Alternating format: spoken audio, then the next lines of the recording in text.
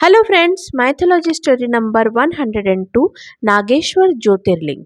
पृथ्वी पे एक घने जंगल में एक राक्षस और एक राक्षसी रहते थे। तो राक्षस का नाम था दारुक और राक्षसी का नाम था दारुका, और ये दोनों पति पत्नी थे।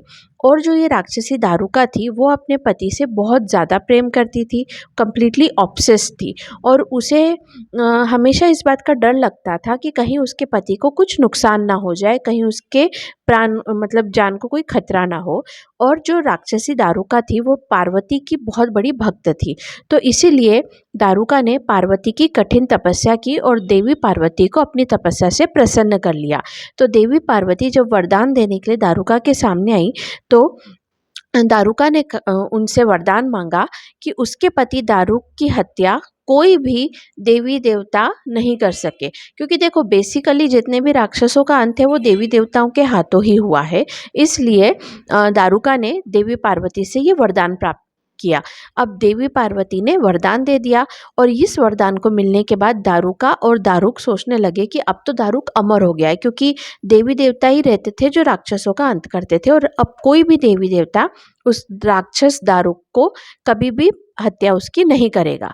और इस वजह से जो दारुक था वो एकदम जो बोलते हैं ना, रिलैक्स हो गया, निश्चिंत हो गया, और अब वो खुलकर अपना काम करने लगा।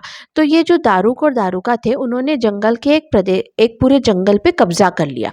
और उस जंगल के पास से जो भी व्यक्ति गुजरते थे, बेसिकली ज़्यादातर व्यापारी गुजरते थे, लेकिन और भी जो भी कोई वहाँ से गुजरता था, उन्हें वो दारुक पकड़ लिया करता था और जंगल में ही कैद कर दिया करता था।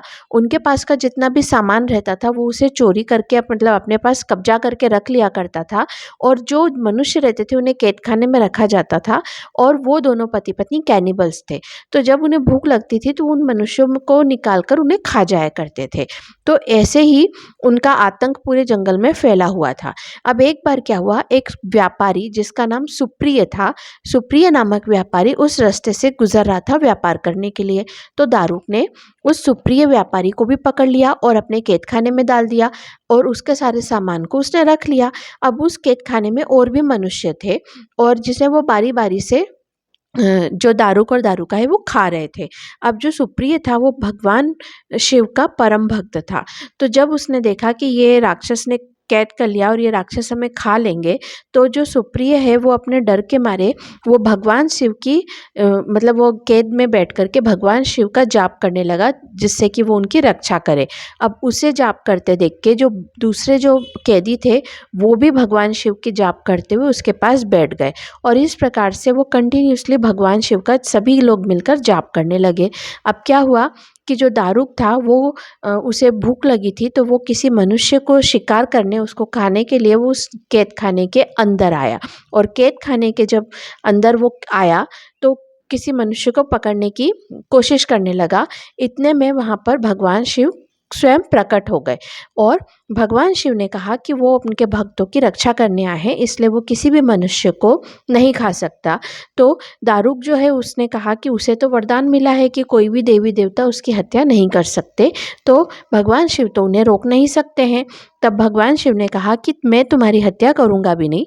और ऐसा कहकर भगवान शिव ने पाशुपत जो अस्त्र था, पाशुपत अस्त्र वो व्यापारी सुप्रिय को दिया, और उससे कहा कि एकदम बोलते ना कि कॉन्फिडेंट होके, निर्भय होकर के तुम राक्षस पे प्रहार करो।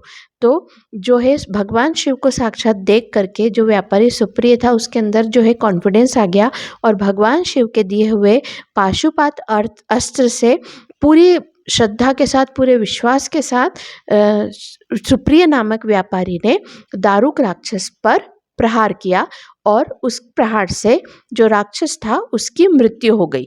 और जब दारुका ने देखा कि उसके पति की मृत्यु हो गई है, तो वो भी सुप्रिय को मारने के लिए उसके ऊपर अटैक किया। तो उसी अस्त्र से जो सुप्रिय था उसने दारुका को भी खत्म कर दिया। और इस प्रकार से वो दोनों राक्षस पति पत्नी के मरने से वो जो जंगल था वो राक्षसों से मुक्त हुआ, और अब सभी लोग आज़ाद हो गए। और फिर जब है ना जितने भी वहाँ कैदी थे, जितने भी मनुष्य थे, उन सभी ने भगवान शिव से प्रार्थना की कि आप इसी स्थान पर एक ज्योतिर्लिंग के रूप में स्थापित हो जाइए, जिससे हम सभी आपका आशीर्वाद प्राप्त कर सके। तो सभी के प्रार्थना स्वीकार करके भगवान शिव ने उसी स्थान पर एक ज्योतिर्लिंग के रूप में स्थापित हो गए और उस ज्योतिर्लिंग का नाम नागेश्वर ज्योतिर्लिंग रखा गया। तो ये स्टोरी हम यहीं एंड करते, मिलते हैं नेक्स्ट स्टोरी में। Okay bye.